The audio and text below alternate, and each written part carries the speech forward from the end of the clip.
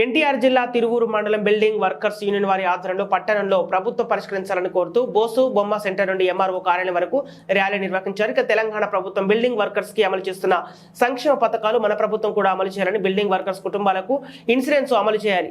ప్రమాదంలో గాయపడ్డ వర్కర్ కి ఇప్పటి వరకు ప్రభుత్వం ఎటువంటి సహాయం చేయకపోగా పట్టించుకోకపోగా రోడ్డున పడుతున్న కుటుంబాలు ప్రభుత్వం స్పందించి తాపీ వర్కర్స్ కుటుంబాలను ఆదుకోవాలని వారు డిమాండ్ చేస్తున్నారు.